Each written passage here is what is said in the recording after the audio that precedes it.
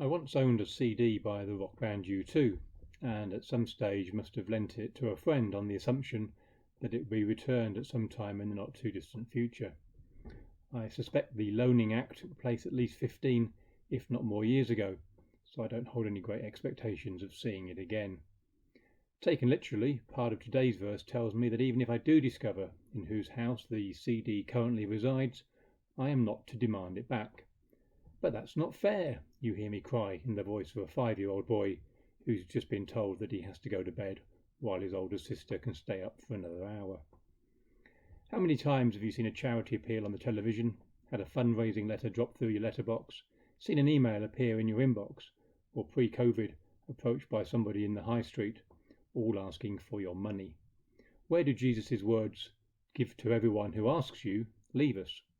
Drowning in a sea of direct debits, fundraising appeals, and text giving? Feeling guilty because we can't do more?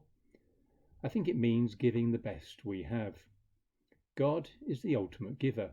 He gave his Son, that whoever believes in him should not perish, but have everlasting life. If we are to develop an attitude of generosity born out of God's love, rather than our own guilt or striving to do what's right, then we need to remind ourselves how much he's given us. Only by being good receivers can we be good givers.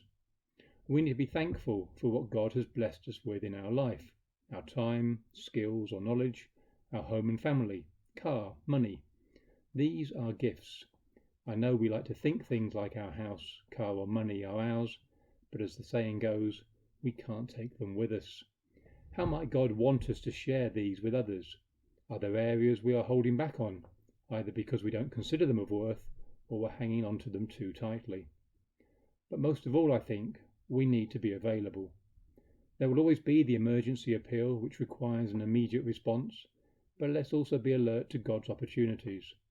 We may not all be naturally spontaneous people, but developing a spiritual awareness to respond to that request out of the blue is part of the generous journey.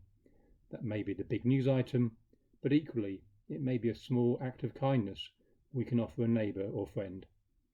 May God bless us today as we continue our generous journey. Amen.